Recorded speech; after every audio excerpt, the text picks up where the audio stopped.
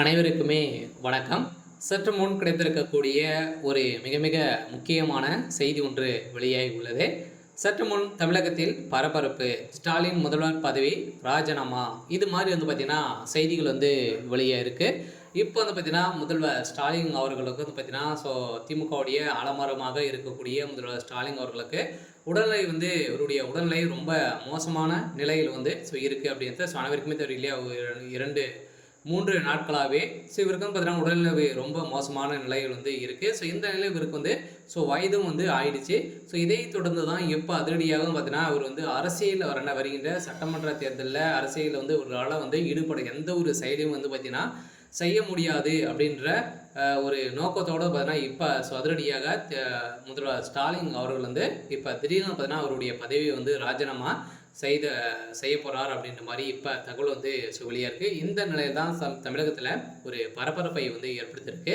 இதை பற்றி இந்த வீடியோவில் நம்ம முழுமையாக பார்க்கலாம். அதுக்கு முன்னாடி மறக்காமல் நம்மளுடைய சேனலை சப்ஸ்கிரைப் பண்ணி சப்போர்ட் பண்ணுங்கள். வாங்க வீடியோக்குள்ளே போகலாம்.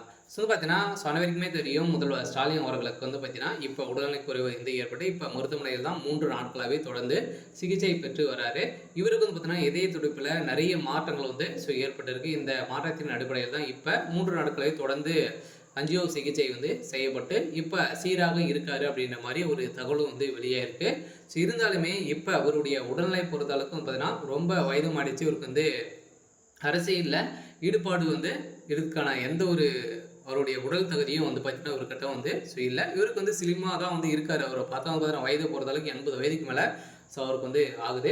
இந்த நிலையில் தான் வருகின்ற சட்டமன்ற தேர்தலில் இவருக்கு எந்த ஒரு அடிப்படை செயல் கூட பார்த்தீங்கன்னா அவரோட கட்சி வேலைக்காக செய்ய முடியாது அப்படின்ற மாதிரி தான் இப்போ தகவல் வெளியாக இருக்குது. இந்த நிலையில் தான் இப்போ வருகின்ற சட்டமன்ற தேர்தலுக்காக அனைத்து பொறுப்புகளுமே உதயநிதி அவருடைய வாரிசான உதயநிதிக்கு தான் பார்த்தீங்கன்னா இப்போ பொறுப்புகள் கொடுத்து வருகின்ற சட்டமன்ற தேர்தலில் அவர் தான் முதல்வராக அறிவிப்பு வெளியிட போகிறாங்க.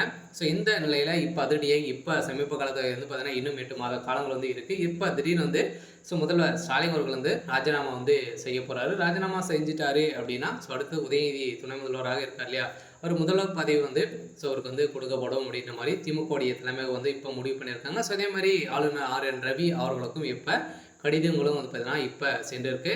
இந்த கடிதத்தின் அடிப்படையில் தான் இப்போ தமிழகத்தில் ஒரு சில மாற்றங்களாக ஏற்பட போகுது. இருந்தாலுமே திமுகவுடைய பிடியிலிருந்து பார்த்தீங்கன்னா தமிழகம் வெளியேறுமா அப்படின்ற மாதிரி ஒரு பெரிய கேள்விகளும் எழுப்பியிருக்கு.